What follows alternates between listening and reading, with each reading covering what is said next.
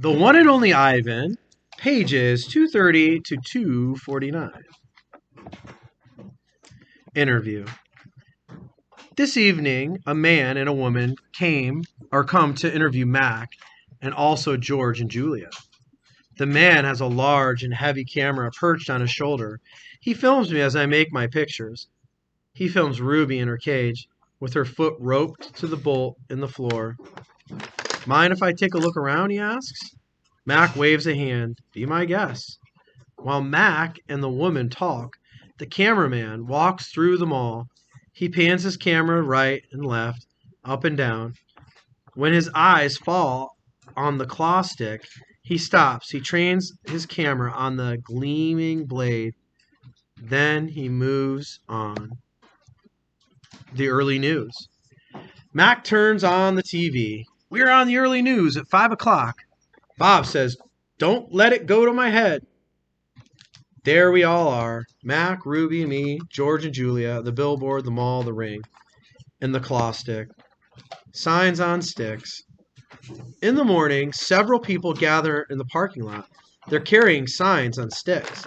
The signs have words and pictures on them. One has a drawing of a gorilla cradling a baby elephant. I wish I could read. Protesters. More people with signs come today. They want Ruby to be free. Some of them even want Mac to shut down the mall. Free for Ruby. Animals need love. Ruby, Ruby, elephants are people too. Ivan and Ruby, that the signs say. In the evening, George and Mac talk about them. Mac says that they're protesting the wrong guy. He says they're going to ruin everything. He says, thanks for nothing, George. Mac stomps off. George, holding his mop, watching him leave. He rubs his eyes and he looks worried. Dad, Julia says, looking up from her homework. You know what my favorite sign was? George asks. Which one? The one that said, elephants are people too. George gives her a tired smile. He goes back to work. His mop moves across the empty food court like a giant brush, painting a picture no one will ever see. Check marks. A tall man with a clipboard and a pencil comes to visit. He says he is here to inspect the property. He doesn't say much, but he makes many check marks on his paper. He looks at my floor. Check. He examines Ruby's hay. Check. He eyes our water bowls. Check. Mac watches him, scowling. Bob is outside, hiding near the dumpster. He does not want to be a check mark. Free Ruby. Every day there are more protesters and cameras with bright lights. Sometimes the people carrying signs shout, Free Ruby, Free Ruby. Ivan, Ruby asks, why are those people yelling my name? Are they mad at me? They are mad, I say, but not at you.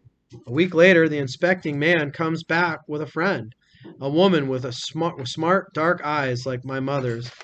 She has a white coat on, and she smells like lobelia blossoms. Her hair is thick and brown, the color of rotten branch teeming with luscious ants. She watches me for a long time. Then she watches Ruby. She talks to the man, and they both talk to Mac. The man gives Mac a sheet of paper. Mac covers his face. He goes off to his office and slams the door. New box. Something strange is happening. The white-coated woman is back with other humans. They place a large box in the center of the ring. It's Ruby-sized. And suddenly, I know why the woman is here. She is here to take Ruby away. Oh, wow. Looks like she's going to the zoo. Training. The woman leads Ruby to the box. She places an apple inside. Good girl, Ruby, she says kindly. Don't be afraid. Ruby inspects the box with her trunk. The woman makes a clicking sound with her little piece of metal she's holding in her hand. She gives Ruby a piece of carrot. Each time Ruby touches the box, she gets a click and a treat. Why is she making that clicking noise? I ask Bob. They do that to dogs all the time, Bob says. I can tell he doesn't approve. It's called clicker training. They want Ruby to associate the noise with the treat. When she does something they want, they make that noise. Great job, Ruby, the woman says. You're a quick study. After many clicks and carrots, she takes Ruby back to her cage. Why is the lady giving me carrots when I touch the box? Ruby asks me. I think she wants you to go inside, I explain. There's nothing inside, Ruby says, except an apple. Inside the box. Inside that box, I say, is the way out. Ruby tilts her head. I don't get it. See the picture of the red giraffe on the box? I think the lady is from the zoo, Ruby, and I think she's getting ready to take you there. I wait for Ruby to trumpet with joy, but instead she stares at the box in silence. I'm not sure you understand. That box might be taking you to a place where there are other elephants, I say, a place with more room and humans who care about you. But even as I say these words, I remember with a shudder the last box I was in. I don't want a zoo, Ruby says. I want you and Bob and Julia. This is my home. No, Ruby, I say. This is your prison. Poking and prodding. The lady comes again. She brings an animal doctor with an awful smell and a dangerous-looking bat. He spends an hour with Ruby poking and prodding. He looks at her eyes, her feet, and her trunk. When he's done with Ruby, he enters my cage. I wish I could hide under a knot tag like Bob. Instead, I do a nice, loud chest beat, and after a moment, the doctor retreats. We're going to need to put this one under, he says. I'm not quite sure what that means, but I strut around my cage feeling victorious anyway. No painting. No one asked me to paint today. No one asked Ruby to perform. There are no shows, no visitors, unless you count the protesters. Mac stays in his office all day. More boxes. I wake up from a long morning nap. Bob is on my belly, but he isn't asleep. He's watching the ring, where 4 men are placing a large metal box. It's me-sized. What's that? I ask, still blurry from sleep. Bob nuzzles my chin. I believe that box is for you, my friend. I'm not sure what he means. Me? They brought in a bunch of boxes while you were sleeping. Looks to me like they are taking the whole lot of you, he says, casually, licking a paw. Even Thelma. Taking, I repeat, taking us where? Well, some to the zoo, probably. Others to an animal shelter where humans will try to find them homes. Bob shakes himself. So, I guess all good things must come to an end, huh? His voice is bright, but his eyes are far away and sad. I'm going to miss your stomach, big guy. Bob shuts his eyes. He makes an odd noise in his throat. But what about you, I ask. I can't tell if Bob's just pretending to sleep, but he doesn't answer. I gaze at the huge, shadowy box, and suddenly I understand how Ruby feels. I don't want to go into that box. The last time I was in a box, my sister died. Goodbye. When George and Julia come that night, George doesn't get his mop or his broom. He gathers up his tools and belongings while Julia runs to my cage. This is my last night, Ivan, she says, and she presses her palm to my glass. Mac fired my dad. Tears slipped down her cheeks, but the zoo lady said maybe they'll have an opening there in a while, cleaning cages and stuff. I walk to the glass and that separates us. I put my hand where Julia's palm is, palm to palm, finger to finger. My hand is bigger, but they are not so very different.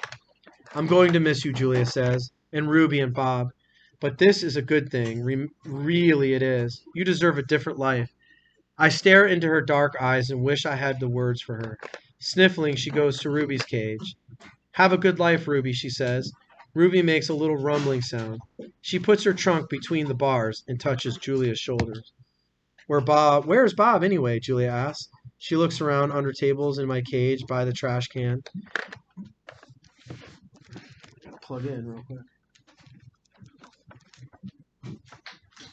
By the trash can.